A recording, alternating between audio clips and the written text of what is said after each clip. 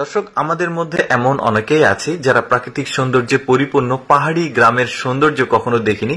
দর্শক, আজকের ভিডিওতে তেমনি একটা চমৎকার পাহাড়ি গ্রামের প্রাকৃতিক সৌন্দর্য আপনাদের সামনে তুলে ধরবো।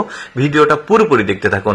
দর্শক, এটা একটা পাহাড়ি অঞ্চলের একটা পাহাড়ি গ্রাম। দেখুন জমিগুলো কত চমৎকার। জমির ঠিক মাঝখান দিয়ে ড্রেন রয়েছে, বৃষ্টির ফোঁটা পড়ছে আর ড্রেন দিয়ে বৃষ্টির পানিগুলো যাচ্ছে। একটা মেঠো পথ দেখা যাচ্ছে যে দিক দিয়ে স্কুটি আসছে। ওদের রাস্তাগুলো কিছুটা চিকন হয়, এই জন্য স্কুটি ইউজ করে। তারপরে ওদের প্লাস্টার করা রাস্তা দেখতে পাচ্ছেন।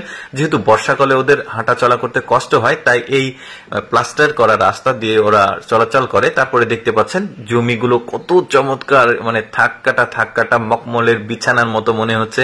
পাহাড়ি অঞ্চলে যে শুধুমাত্র নিম্নবিত্ত মানুষগুলো বসবাস করে এমনটিও না, এখানে প্রচুর জমি জমা রয়েছে কিছু কিছু মানুষের, তারা কিন্তু অনেক অর্থবিত্তবান হয়।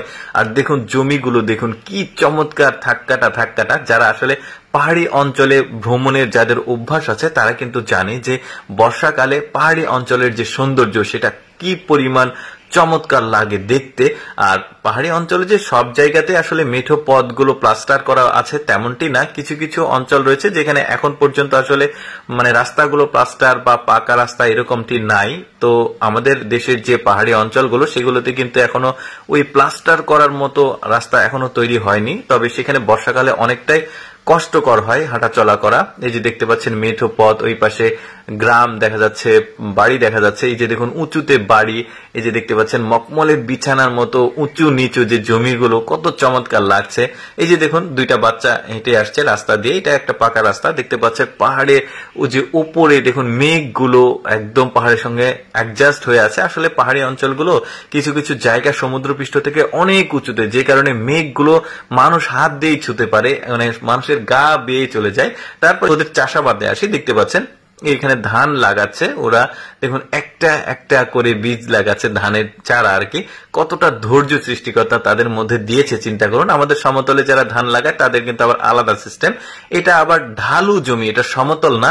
আর এখানে যারা ধান লাগায় বৃষ্টির পানি তাদের একমাত্র ভরসা, কারণ সমতল ছাড়া তো পানি জমে থাকে না। এরা বর্ষাকালে এই ধরনের জায়গাতে ধান লাগায়, যেগুলো ঢালু জমি সেগুলোতে।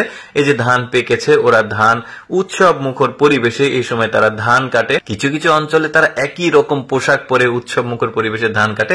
দর্শক, এখন যে কুড়ো ঘরটি দেখছেন এটার নাম হচ্ছে জুম ঘর। অর্থাৎ যারা পাহাড়ি অঞ্চলের মানুষ তারা যখন চাষাবাদ করে ফসলগুলো কাটে, ওই সময় ফসলগুলো কেটে এই ঘরে নিয়ে এসে একত্রিত করে রাখে। তারপরে সুবিধা মতো নিজেদের বাড়ি বাড়ি নিয়ে চলে যায় ফসলগুলো। বেশ চমৎকার বুদ্ধি কিন্তু ওদের। দর্শক, কেমন লাগলো কমেন্ট করে জানাবেন। আর